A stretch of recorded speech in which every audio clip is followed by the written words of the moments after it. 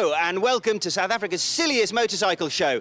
This week we're coming to you not from South Africa, we're actually in Portugal, and more specifically, we're at Portimao, one of the world's most challenging racetracks. Yes, and Honda have made themselves a challenge by relaunching their icon, the Fireblade. And to make it even more challenging, it's raining. It's raining quite heavily, but don't you worry, Donovan. I've got a secret, an anti-rain dance. You know the moves. It might work, we've got nothing to lose. Let's go. So while Don and Matt wait for the track to dry, it's time for a quick history lesson. Why are we making such a big fuss about the Honda Fireblade? It spent years in the doldrums, always playing second fiddle to its rivals, and yet people still talk about it as if it's a legend. But why? To find out, we need to delve back to the late 1980s. Kings of the performance heap back then were the Yamaha FZR1000 and the Suzuki GSXR 1100. Both of these bikes produced around 140 to 150 brake horsepower, but the problem was that they were a bit porky, weighing in at 240 to 250 kilograms, and some testers claimed slightly suspect handling. Then the CBR 900 RR Fireblade came along.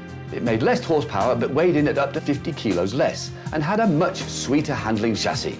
In fact, it only weighed 2 kilograms more than the CBR 600. The first Fireblade had an 893cc engine and produced 111 brake horsepower. For the second generation, capacity and power stayed the same, but there were revisions to chassis and bodywork. Up to 919cc and 123 brake horsepower for Gen 3, and then 929cc and 150 brake horsepower thanks to fuel injection. Finally, 954cc and 154 brake horsepower. Now the engine was over 950cc, Honda could hardly carry on calling it a 900, so in came the CBR 1000 RR in 2004. This was a completely new engine and not merely a stretched 900cc unit. Pretty much from that day to this, the 998/999cc engine produced 172 brake horsepower, although there were many more generations, each significantly re-engineered over the previous model, but retaining basically the same essence as the original model back in 1992. Lightweight, compact design, relatively low power offset by a brilliant chassis and sharp handling.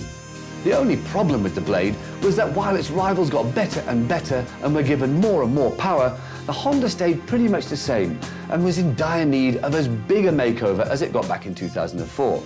Now it's got it, and only Matt and Donovan can tell us if it's any good.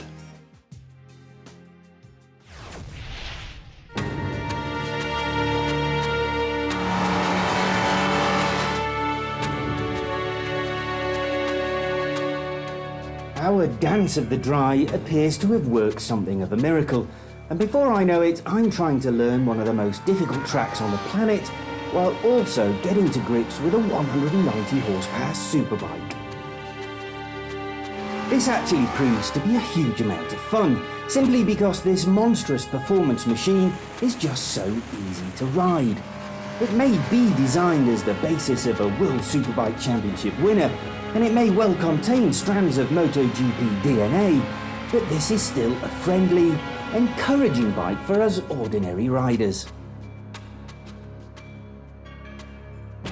I start the day on the box stock RR model with standard rubber and graduate in the afternoon to the SP version and full Bridgestone slicks.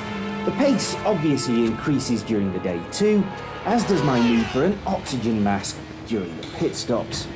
After the final 45-minute session, I'm done, brought to my knees by a bike that works with you to push your own limits like you've never been able to push them before. But before I get too carried away, let's take a breath and have a closer look at the CBR 1000 RR. In pictures, it looks all right, in a safe Honda kind of way, but in the flesh it comes across much better. It's small too, narrower and crucially lighter than ever.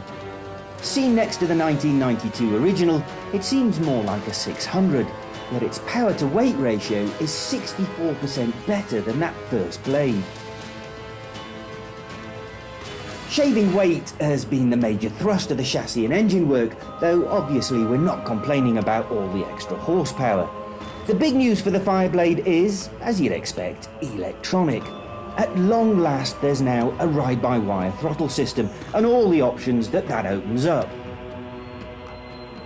Since I'm the oldest, least tech-minded member of the bike show team, I'll let Don help me explain that after the break. I will just say though that it is very good, and some of it, well, that's even groundbreakingly new. Back to the riding impressions. Brilliant, really. There's no other way to describe a package that leaves everyone wanting more, whatever their size, shape or riding ability. 4 sessions with the Blade are enough for me physically, but they've only given me a glimpse of the extraordinary potential of Honda's latest superbike. Join us after the break when we take a closer look at the electronic trickery that will help make you the best rider that you can possibly be.